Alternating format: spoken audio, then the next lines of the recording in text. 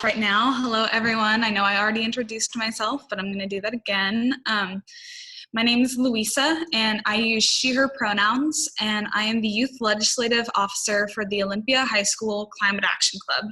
Thank you very, very much for being here today. We're really excited to have this webinar and help make sure that adults know how you can help support us younger climate activists in fighting for our futures. And just some more quick announcements. Please post your questions in the chat or write them down on a piece of paper near you so that they can be answered during the Q&A at the end of the webinar. And finally, the panel's responses, they're just going to be speaking freely because this webinar is an opportunity for youth to clearly communicate to our elders our opinions on climate change and a lot of the lack of action that we have seen from governments. And so all we're trying to do is convey the urgency of the moment and share with you how we feel and what we want you to do to help us. And now, since you are all at a webinar about climate change, I think everyone agrees that climate change is real and is a crisis that needs to be addressed now. Some recent reminders of this are the fires burning along the west coast of the United States, the record-breaking 2020 Atlantic hurricane season, and the horrible flooding that we have seen in countries around the world, including Sudan, Afghanistan, Pakistan, and Senegal, just to name a few places. And ever since climate change became a well-known issue around the world, young people have been leading the charge. Someone like Greta Dunberg comes to mind. And although we are only asking adults to listen to the scientific findings of other adults and take necessary actions to protect our futures, we frequently experience backlash from adults simply based on our age. It's kind of silly, right? But this webinar is going to be a chance for us to share with you why climate change scares us so much, why you should be worried about it as well, and how you can use your voices to help us change the world for the better.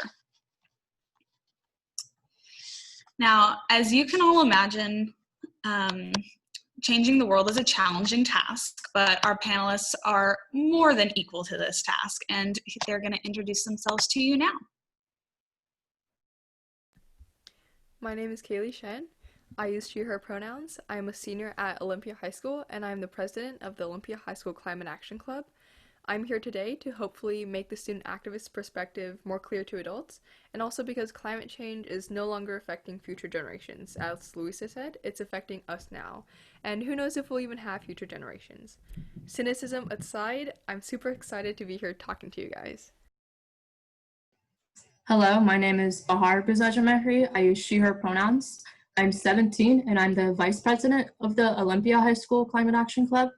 I'm here today talking to adults because with the current climate movement, there's a big divide between the older and younger generation. And I think to have really effective and efficient climate action, this work really needs to be intergenerational because there's a lot that we can all learn from each other. Hi, I'm Rebecca Mcmillan Hastings. I am 16. I use she, her pronouns, and I'm a junior at Capitol High School. I'm the president of the Capitol Climate Club. And I am here today talking to adults because you are the ones who can help us enact change. You're the ones who can vote, and we would like you to hear our voices, and we'd like to hear your voice as well. Hi, I'm Karina Greenlee. I use she, her pronouns. I'm 16, and I'm a junior at Capitol High School, and I'm the vice president of the Capitol High School Climate Club. I'm here today talking to adults because though youth have been leading the climate movement and taking a lot of action by ourselves, the only way we'll defeat this crisis is with intergenerational activism. I'm so grateful to you all for being here today. The very fact that you are here is already breaking down barriers. I hope we can all learn a lot. Thank you for listening up.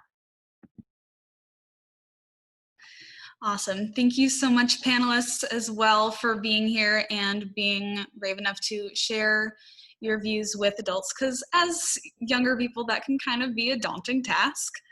And speaking of daunting tasks, tackling climate change is one, because some people still deny that climate change is even real. Others don't believe that it poses a substantial threat.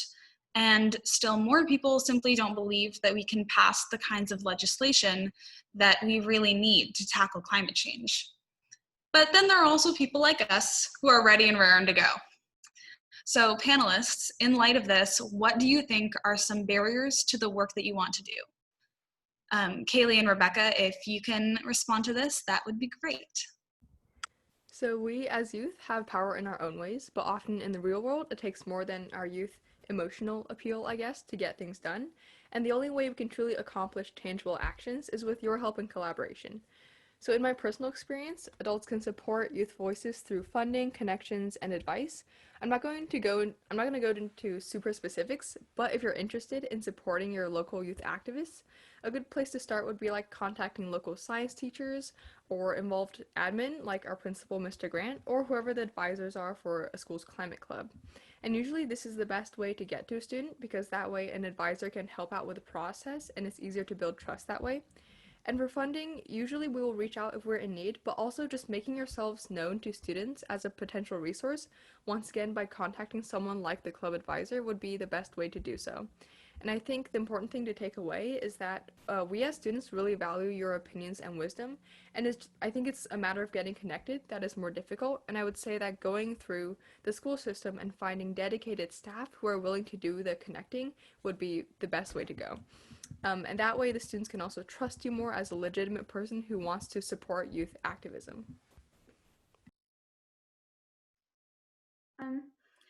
I feel like the main problems or barriers in intergenerational climate activism are communication and education.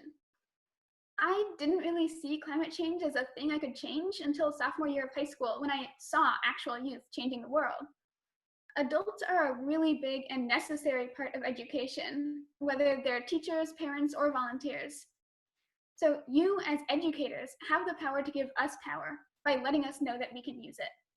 That means conversations at home and in the classroom about exactly how the climate is affecting us and how we, the youth, can make a difference. That means showing us what we have the power to be by pointing us at Greta Dunberg or Jamie Margolin, the founder of Zero Hour. And that means making sure we know that you are there to support us. As Kaylee said, as I said earlier, communication is vital. We all too often dismiss the older people we know as unable to change, and many people accuse youth of being incapable of anything but change. The key to working together is to meet each other halfway, to recognize that with your support and encouragement, and with our ideas and determination, we can change the world.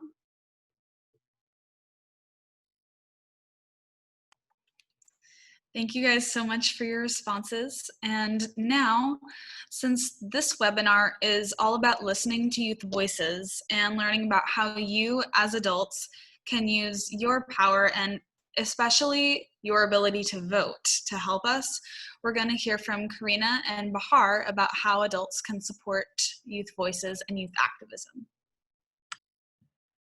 Adults can help us by being willing to actually work with us on issues. And it's always really great when adults tell us we're doing a great job, but it doesn't really help us that much. So if you can actually help us, that would be amazing. Some ways you can help are by bringing us into your activism conversations and treating us as fellow activists instead of just children activists. I was incredibly lucky when I was getting involved in the climate movement because I was part of a bunch of super supportive groups that were predominantly or all adults, but they really welcomed me in and valued my opinion and mentored me. But I know that's definitely not the experience a lot of youth activists have with older activists. If everyone could have the experience I had, that would be amazing. So please just welcome younger activists in and help them out. We super appreciate it. Another thing that all adults can do, activists or otherwise, is vote. Please vote. We can't vote. We would really like to be able to vote, but we can't. So since you can vote, will you please vote for climate legislation and vote for strong leaders who are going to help us in the future? That would be so amazing. I feel that if adults could feel the terror we feel as we face the very real possibility that we will not have a future, and then if you could act as though you would act if you were the ones who might not have a future, then we could make some real change. Yeah, I'm not sure if you all saw, but attached to the registration for today's event, there was a little graphic or meme, as us young people would call it, and it shows an image of a youth activist drowning, and the adult just gives them a high five and says, "You're so inspiring," instead of actually helping them. And this gives testament to the fact that oftentimes adults, especially politicians, get too caught up by the fact that we're kids taking action that they lose focus on what we're actually talking about and the issue at hand. In almost every organizational space that I've been in, there's always this initial shock when the adults see a young person there. And I understand that when you all were young, you didn't have to worry about this, but unfortunately, years of inaction have forced us to fight for our futures. So really, don't be shocked if you see us speaking up. Expect us to. And if you don't see us, like Kaylee was mentioning, make an effort to reach out to students. I mean, we're really not that hard to find. We're either at school or at Starbucks. Personally, I was lucky enough to have a climate-focused club at my school, but I know a lot of kids don't. So many of us are left having all this anxiety and fear about climate change, but not knowing how we can use our voice or what work is even being done in the community. So always be looking for youth involvement because we're passionate and we're powerful, but sometimes we need guidance on how to best unleash our voice. And that's where the experience of adults comes in.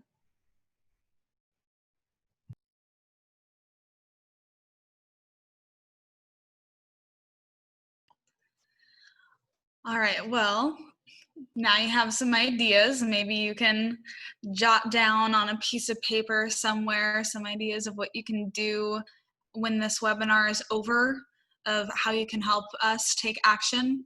On the top of the list should be checking to see if you're registered to vote. And if you aren't registered to vote, go and register to vote. And now, since everyone on our panel is in leadership for their high school's Climate Action Club, I think our audience would really like to know what you have all been up to and what our clubs have accomplished. And maybe you can even share some projects that you're working on right now or some plans that you have for the future. And if Rebecca and Kaylee would like to take this question, that'd be great. I'm fairly new on the climate activism scene. The Capital Climate Club has only been around for a year or so. But in that time, we've gone to several rallies and protests around climate change. We've worked with several organizations like TCAT to pass climate legislation, and we've educated ourselves on some of the climate-related issues currently facing the world. In the second half of the year, we were planning to have an environmental assembly, raise money for Olympia Solar, and partner with OHS to put on a By Students, for Students climate conference. Unfortunately, all of these activities were derailed by COVID-19. This year, our leadership has been meeting every week all summer to create a solid month-by-month plan for our club, including a virtual climate conference and Earth Day assembly. We're partnering with several school climate clubs in South and Central America to write about local climate activists who may not be recognized. We plan to educate ourselves and our peers and take that education to our siblings and friends in elementary and middle school. Our hope and our goal is to create a lasting impression on our community and hopefully build the foundation of a club that will outlast our time at this school.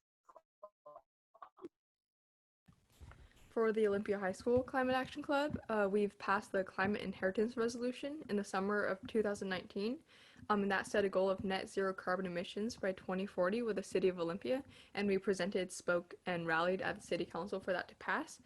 And also, yes, this is a far stricter goal than the Thurston Climate Mitigation Plan that includes Lacey and Tumwater as well.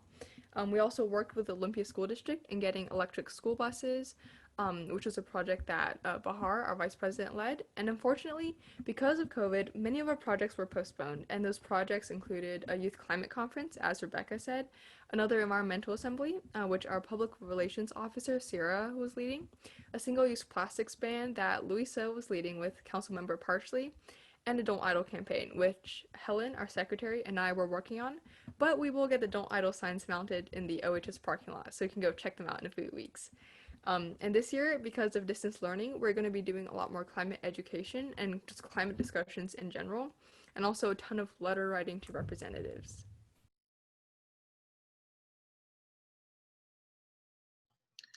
Awesome. That sounds like some great ideas for some ways that adults could potentially help us out, maybe like following the clubs on, I don't know if any of you guys have Instagram, but I think we also have some Facebook pages. So maybe follow us and we can share how we're going to be doing our letter writing and you can get involved with that. But so I'm assuming that everyone is here because you care about climate change, but sometimes it can be really difficult to understand the importance of all the numbers that are constantly being thrown at us. And it can also be really hard to remember why we need to keep fighting. So if everyone on the panel could answer this question of why does climate change inspire you to act? And if Kaylee could start us off.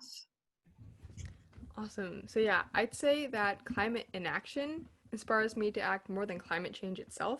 Like there are many big problems out there, but I think that climate change is the most underestimated one out there with the least number of people working on it proportional to the size of the problem.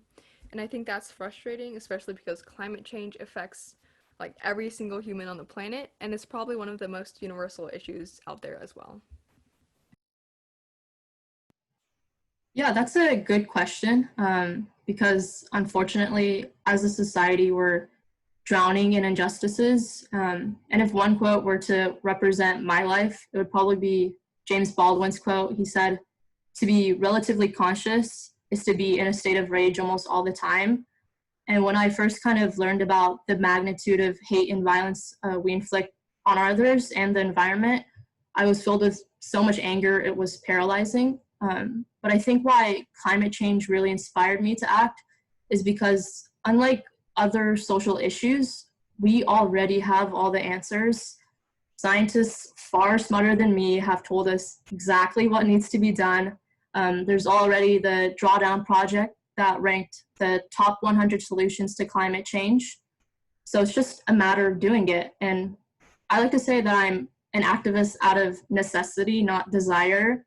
It might sound weird, but I don't want to be here. I'm a senior in high school in the middle of a pandemic.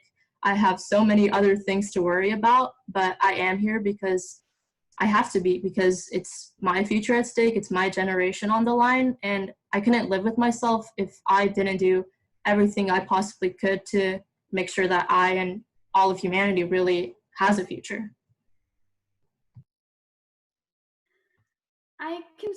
I can pinpoint the time that I realized that climate change was an issue, or that it specifically affected me. And it was when I understood that climate change is not an equal opportunity offender.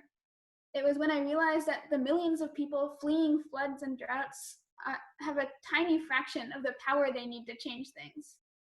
It was when I saw that I am here speaking to you today because I'm not starving and I'm not fleeing, but my circumstances will almost certainly change in the future. And when I'm the one fleeing the deluge of water threatening Washington, or when I'm desperate and hungry, my voice will be worth just as much as climate refugees are now. I guess you could say that climate change inspires me to act and speak up because when it hits me, I won't have the time to act or the voice to speak. I'll just be one of millions of times. I've always considered myself really lucky. I have like a lot of privilege compared to the rest of the world. I was able to get an education.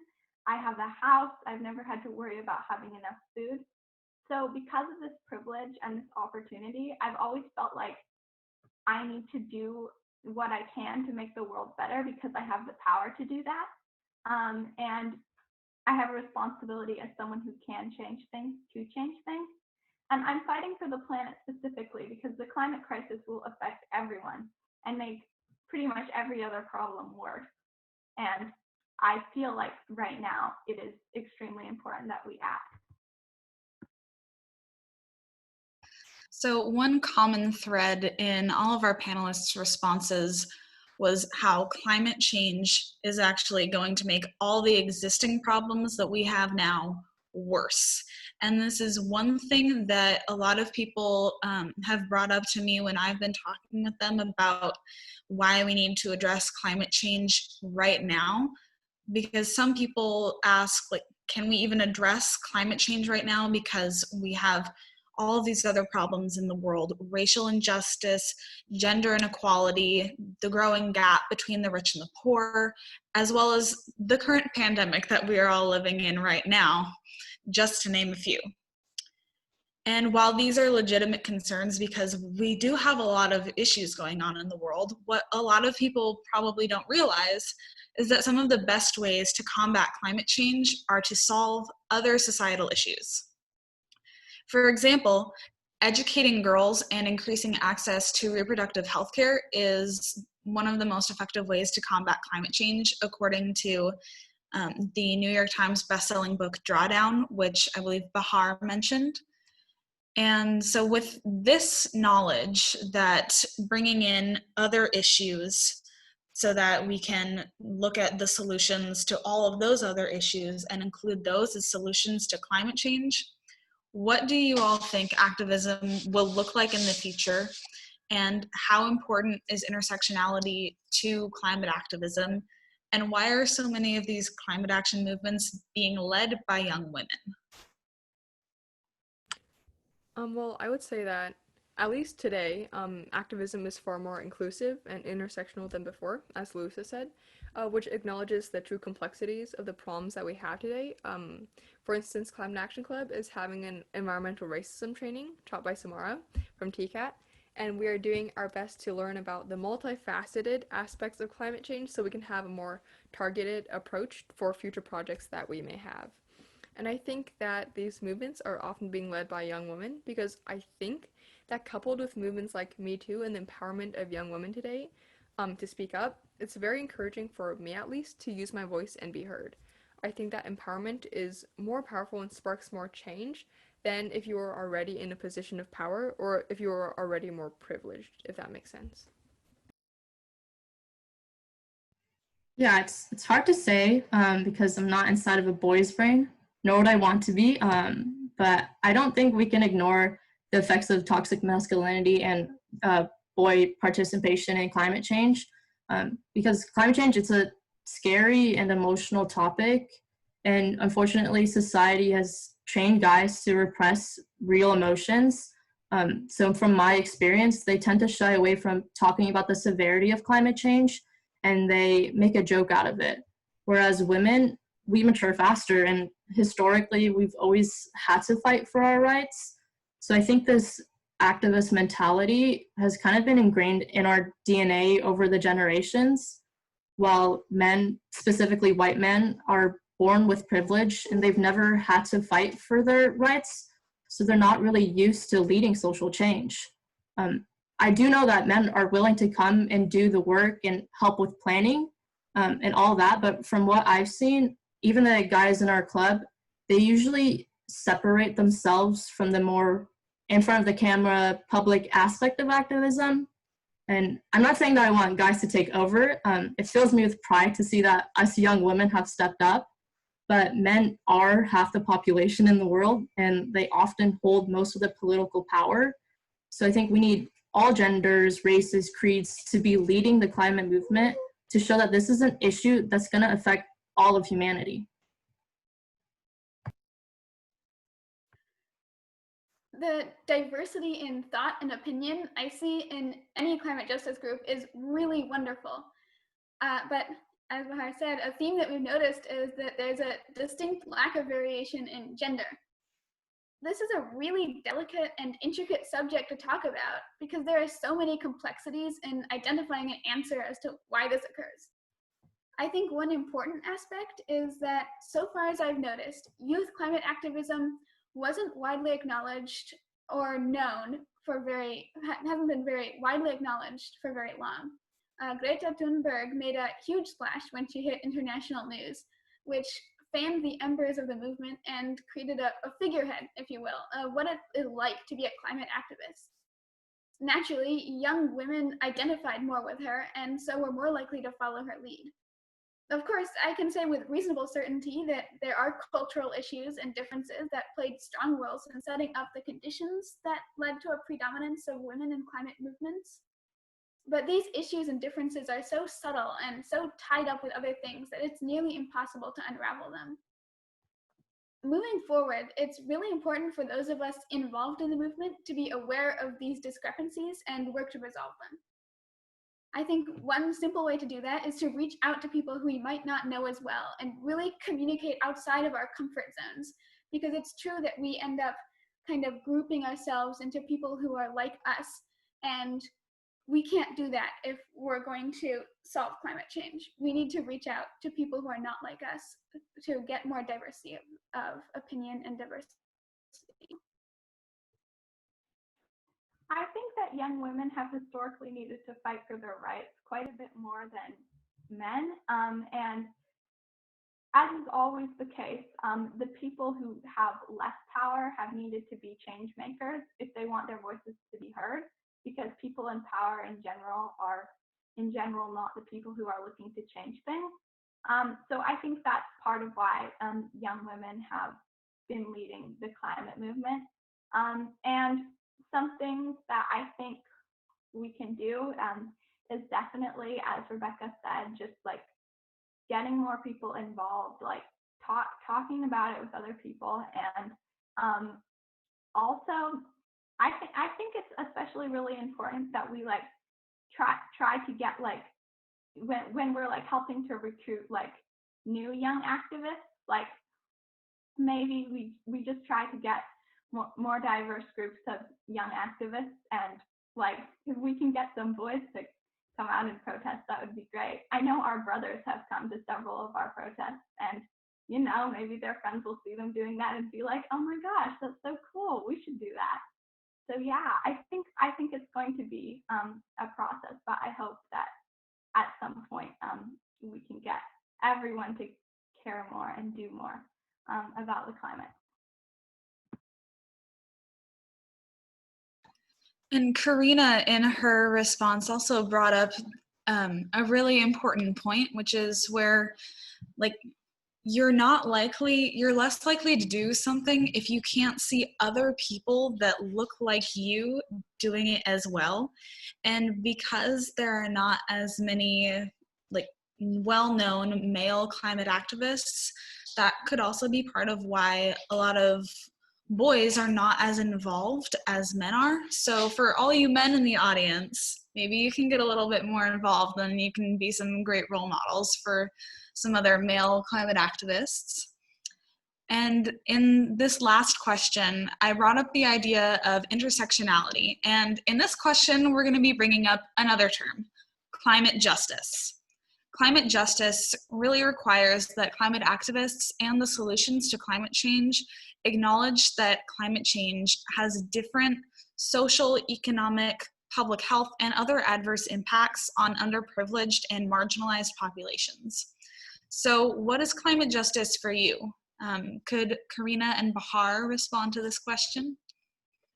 I think that climate justice is advocating for the climate in ways that benefit marginalized groups and also include their voices, because marginalized groups are the most likely to be affected by climate change. And I think that in general, climate justice is making the world more equitable for everyone as we build this new future. Because historically, as we do activism and as we work to change things, a lot of people have been left behind in that because we haven't made a space for everyone's voices to be heard. So that is definitely climate justice to me. Yeah, like Karina and Louisa said, climate justice is the acknowledgement that climate change isn't felt equitably among all people. The climate crisis was definitely not created equally, and it's not being distributed equally. Marginalized groups and underserved communities, which are often Black and Brown communities, are disproportionately feeling the effects of climate change. So it really is a civil rights issue. And I also have to mention that looking at the makeup of people here today, it's almost all white people. So something that adults and even us young people need to work on is uplifting the voices of historically silenced and oppressed groups. I and most of us here will never know the struggle of a Black or indigenous person of color, people who are most at risk. So in order to ensure that their specific needs are being met, they have to be included in all our organizations. They have to be included in every step of the process. So make sure you're reaching out to these groups.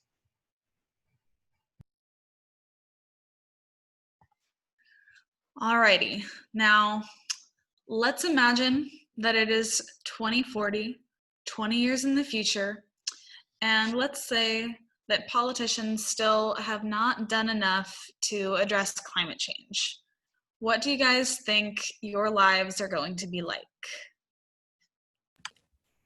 So, yeah, basically, like Lisa said, depending on the election, my life may be fairly similar to how I live now, of course, as sustainably as I can, or I simply may not have a place to live, with fire risks in the entire west coast of the United States, hurricanes in the American South, heat waves, droughts, and an inability to travel outside the country in the event of a future pandemic, which is very possible because climate change is also thawing a lot of permafrost, which may lead to, I guess, the re-release of many ancient diseases.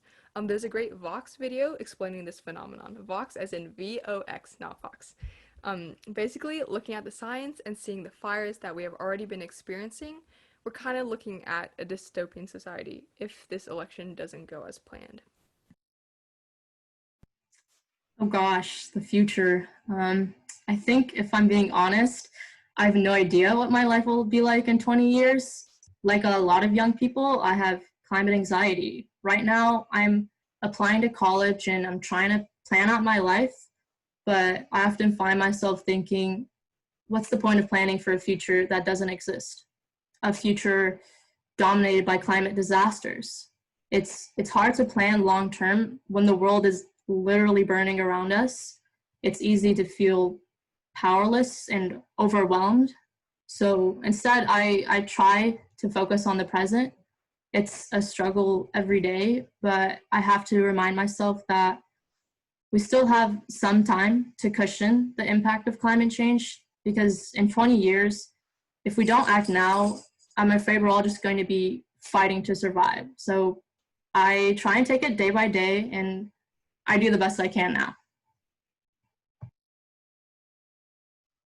Yeah, Bahar mentioned not knowing where the future will go, and I don't know, I'm learning how to drive now, and sometimes I just catch myself thinking, like, how long is this skill going to be necessary? How long will this actually be useful? But okay, so I really like to write. My dream is to be an author. So I have a short fictitious piece detailing sort of what I'm afraid will happen, which is not a sudden like cliff's edge drop into chaos, but more like a slow spiral that no one notices is happening and that no one can prevent. So in 20 years, I could imagine myself sitting in a small house in a town not unlike Olympia. I could look out the window and write what I feel. Sometimes, of course, there's too much smoke outside to see, but if there's not, the lemon trees are a wonderful backdrop. I graduated college, and my job probably pays decently, so I was able to afford a house.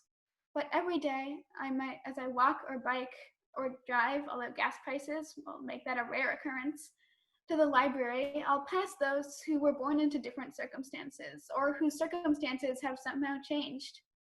And I hope that they're able to escape the smoke. Whichever president we'll have is probably on the news, giving tokens of hope to those who lost their houses or families in the recent floods. I will grab a coffee, so much cheaper now that we have automated coffee plantations. I might have read in the news that there's a new wave of ghost towns near plantations abandoned after the coffee jobs disappeared. Of course, I'll feel guilty about it, but everyone does it. And it's not like one person not getting coffee will affect their sales. As I push through the library's door, I might almost reach up to pull on a mask, a habit that's probably hard to let go of. I could head over to the children's section, which is probably the only one with books. The rest will be taken up by rows of computers, whose blinking lights and beeping monitors will sound more like a library than the rustling of pages. On the library website, a discreet message at the side will say, "Water available." Water prices actually might not be that terrible, so the water fountain would still be running. What frightens me is that they'll put the sign on their website.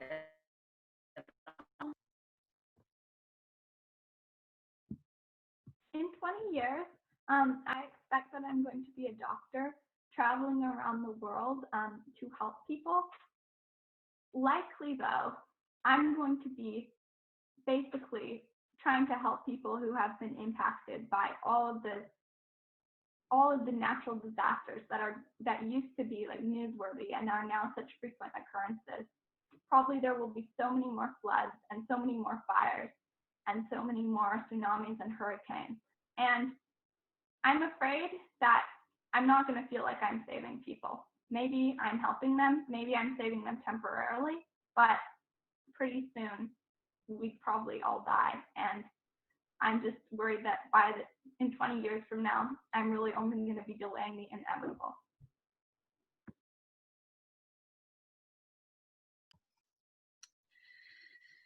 Yeah, and this is part of what we want you guys to really understand, that for us, the issue of climate change is not just about numbers. It's not some abstract idea about, oh, there's maybe a little bit more of this one weird molecule floating around up there in the atmosphere. This, for us, is an issue about our lives, our futures, and just humanity as a whole, really. But now, so that we have a more hopeful future to really hold on to while we continue to do our climate action activism, what would the world look like if you guys had your way? Will we have different methods of transportation? How will we grow our food?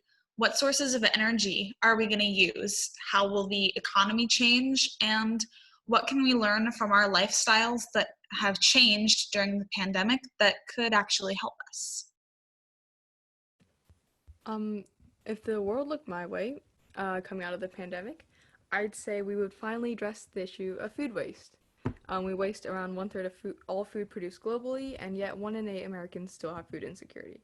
And according to Project Drawdown, food waste is also the 3rd most important contributor to greenhouse gas emissions, and not to mention, it's a huge waste of money. And with all of us going to the grocery stores less in the pandemic, maybe we could finally realize the value of the food that we are wasting and be able to significantly reduce our carbon footprint without even going vegetarian, which of course would help as well. So I think that would be, I guess, a big takeaway that we could change coming out of the pandemic. Well, first off, I would say that climate education would be mandatory in every school and everyone would accept science, so science wouldn't be politicized. We'd get rid of all coal plants and completely invest in renewable energy sources like wind, solar, and hydropower.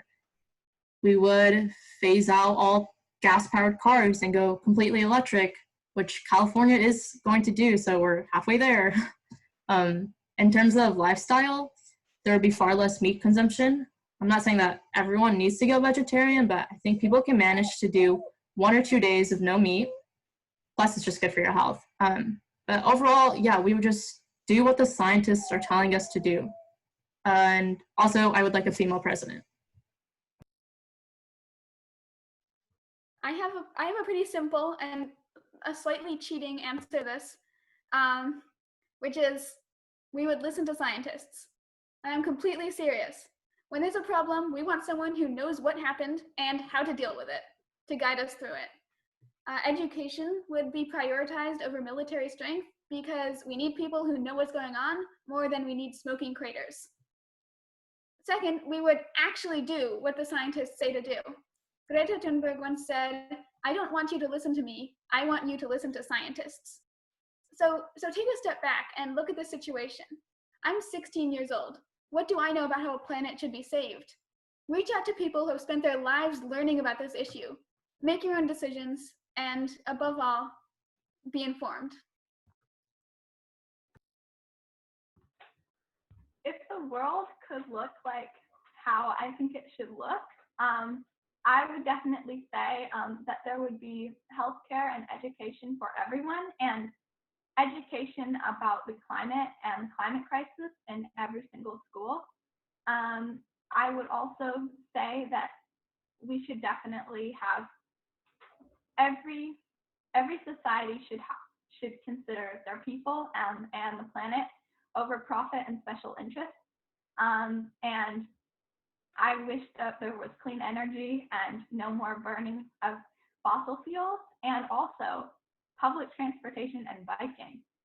Bikes are amazing. Y'all should bike places if you can. It's really great for you. And honestly, if I could just be magic and make certain things in the world happen in cool ways, I would love there to be like bike trails everywhere, kind of like the Chehalis Western Trail, like little like bike roads, so that like people could bike places like as easy as they could drive places. And now, to wrap up our panel, what are your roles between now and this lovely, bright, and happy future that you all have transported us to? How are you going to keep fighting for climate action? For me, I'm going to, of course, keep with my activist work, but I'm also going to strive to get the best education that I can for myself, as I want to learn about economics and finance to help best allocate the scarce resources that we have on this planet. Besides just being an activist, I want to tackle climate action through a more financial and economic advisory lens, which is extremely important for governments looking to mitigate climate change. I'm also going to be going off to college next year. I'm planning to study medicine and hopefully become a doctor, because it's kind of exhausting to be a climate activist, not going to lie. So frankly, for my mental health, I don't think I could make it my career. But like Kaylee said, and I think we all feel the same, I'm still going to continue with my work. I'm still going to continue speaking up against injustice, because, well, one of my other favorite quotes is by Robert Swan. He said, the greatest threat to our planet is the belief that someone else will save it. And that's just my motto for life.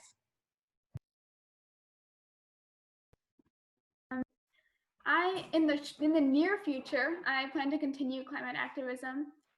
My idea is to take a gap year after I graduate, and I hope to spend much of that time organizing and connecting youth from across the country and maybe around the world.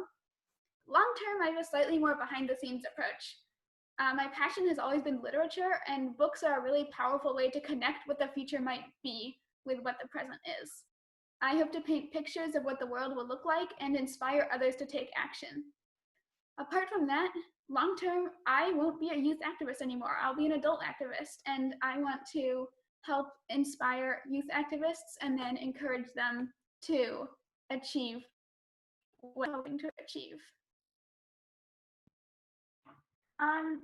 In the near future, I'm just going to continue working with my climate club to bring about a lot of change at our school and our community. And I'm hoping to lead a project like with mentoring younger kids to help teach them about the climate. In the future, I'm going to go to college and then hopefully medical school and be a doctor and help bring medical care to people who don't ordinarily have access to it.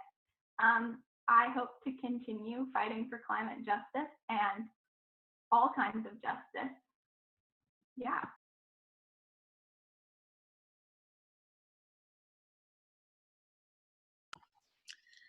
Thank you very much, panelists. And now we have some Q&A time. So I believe Carrie Ziegler is going to send me all of the questions that you guys have been putting in the chat. But also, if any of you now, I believe you should be able to unmute yourselves now and just ask questions. But some questions that we have in the chat now are are there other local schools besides Olympia High School and Capital that have climate action clubs?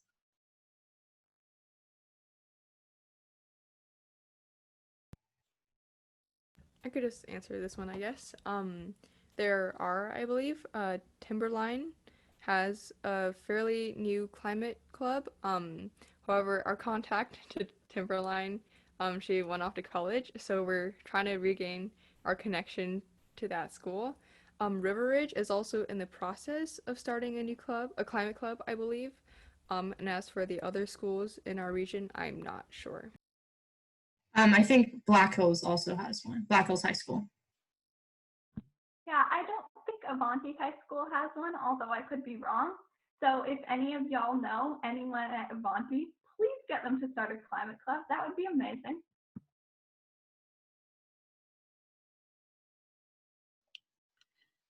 All right, and another question is, what do you think about how climate issues are being handled in your school's curriculum, if they're being addressed in your school's curriculum at all?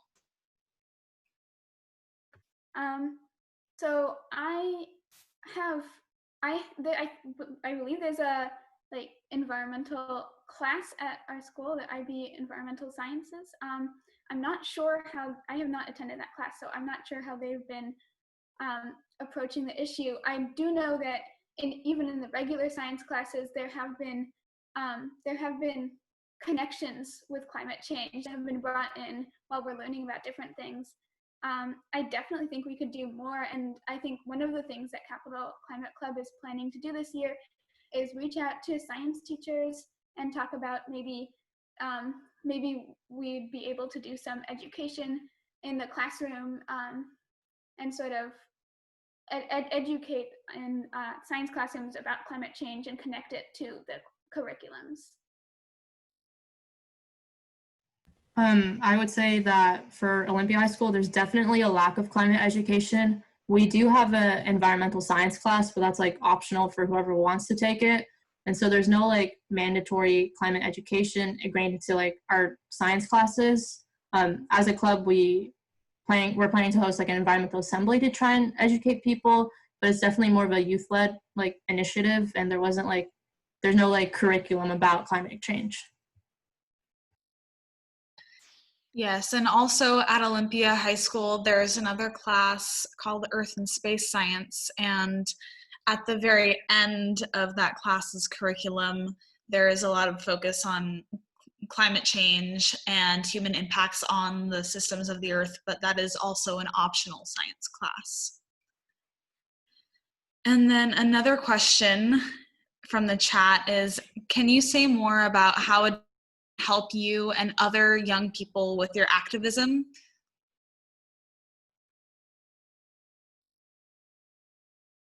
I mean, short term, like attend events like these and stay informed, and we will reach out through these events if we need your assistance. But other than that, like sort of keep an eye out or for anything that we're writing. If we're asking for help in any, the TCAT newsletters are really important, and just sort of be aware that we're here and that we may be asking for your assistance at some points. Long term, joining a group like YECO has been a wonderful resource for us in sort of getting an adult's perspective, and so joining groups like that to sort of support us and give us some scaffolding so that we can do what we're trying to achieve.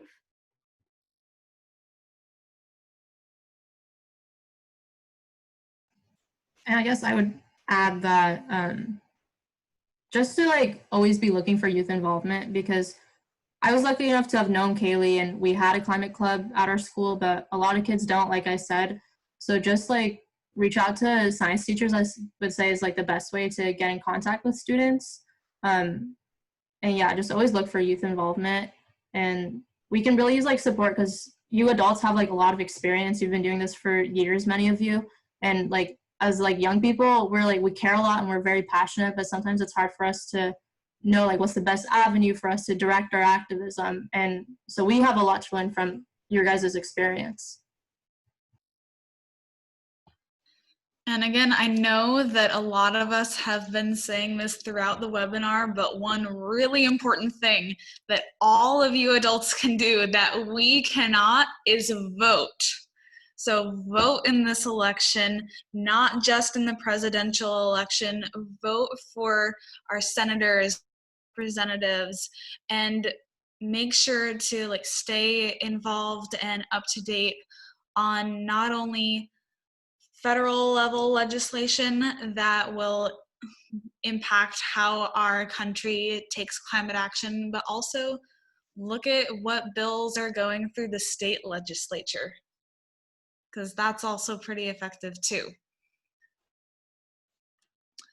And another question that we have for the panelists is, what are you doing to hold on to hope?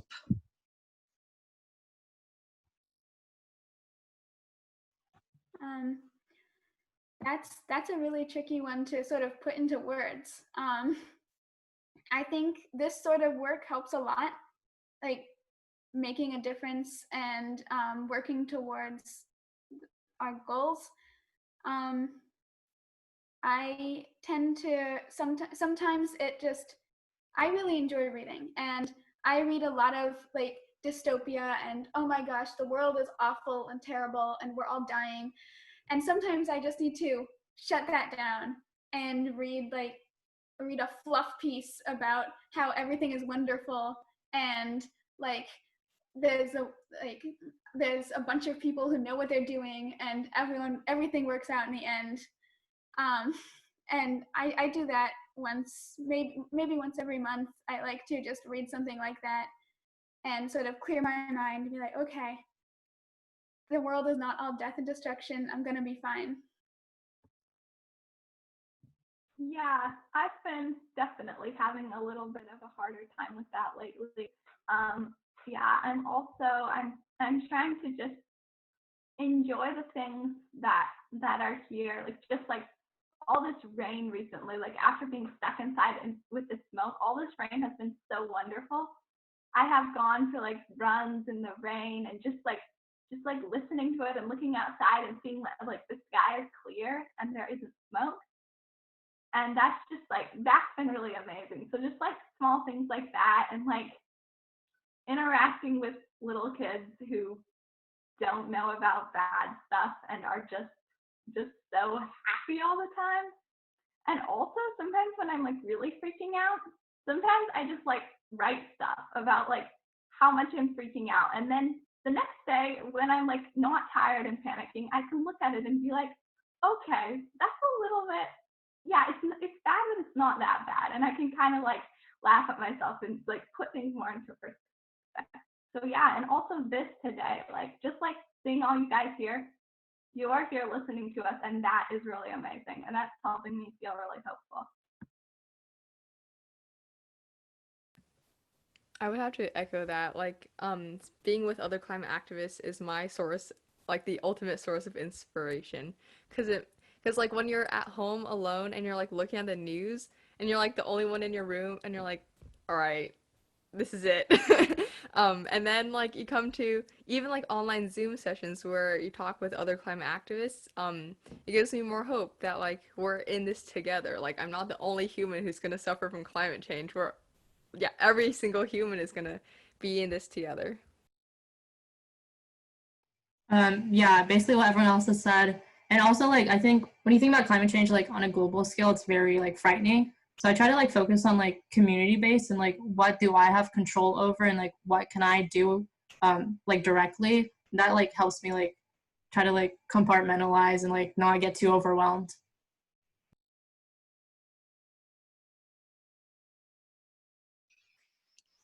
Awesome. Well, I don't see any more questions in the chat, so if anyone wants to unmute themselves and ask a question to our panel, feel free to do so.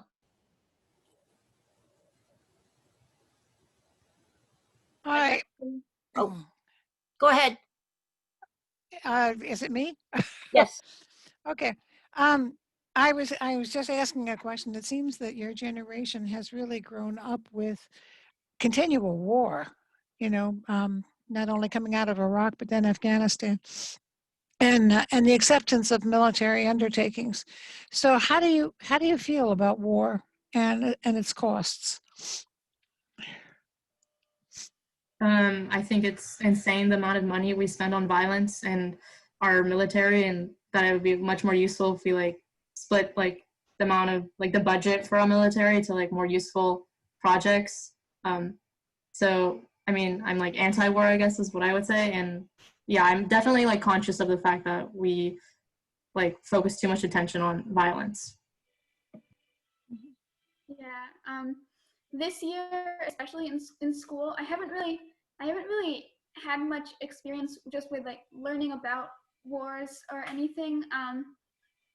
But this year especially, I'm taking history of the 20th century, which is it's just about wars, because that's pretty much what happened, and it's really driving home the fact that like the world was at war, and like that fact really resonated with me, like whoa, that should not be happening.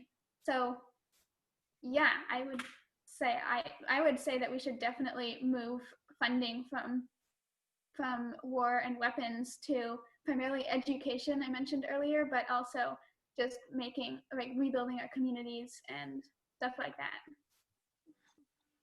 I think that war is really awful and really destructive, and I don't really see many situations where it will help in a way that won't cause like a bajillion other problems. And it's really complicated and really bad, and it's hurting a lot of people who have nothing to do with it. And I'm definitely very against war, and I hope that someday, whether I'm alive to see it or not, we get to a point where there is not any more war. Also, I just want to mention that like a lot of times, okay, correct me if I'm wrong, but a lot of times wars are fought over energy resources or like resources that we need, and oftentimes it's not like renewable resources because anyone can get like solar. It's often over like oil or fossil fuels, and so that's like a double whammy of why are you doing this? You're fighting for an unsustainable resource, and you're wasting your own resources by like trying to get those non-progressive resources. So it's just like extra I guess extra harmful to society, especially with climate change. Mm-hmm. Alrighty, well, we have time for one more question.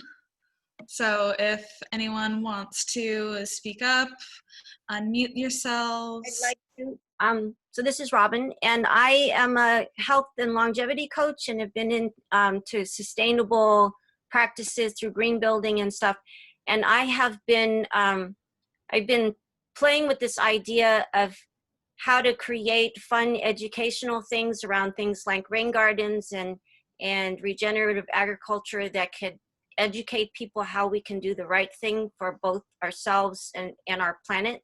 And I am wanting to know if you youth activists would like to help me create fun educational videos and things to be able to, educate your friends and the adults and the people growing up, because it really is like a mindset change for how we can do things different, that we don't have to give up things in life to be able to take care of ourselves and the planet at the same time.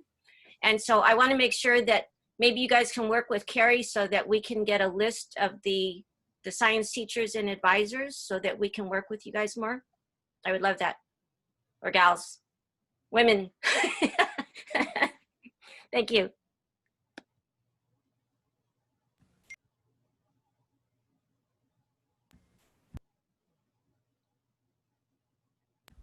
That sounds great. We would love to share the teachers that we know who would be interested and who would be willing to get their students involved. So yeah, we'll be in contact. Excellent, thank you. I heard that we had no more questions, but I'd like to make a statement.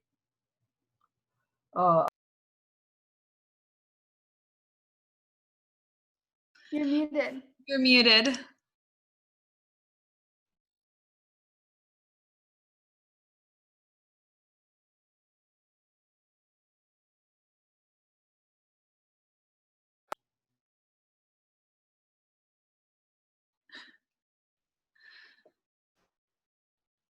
Sir, you're muted. Bernie, can you unmute yourself? When you started to talk, your microphone went on mute. Can you unmute it and make your statement then? I'm trying. There you go, you Okay. did it.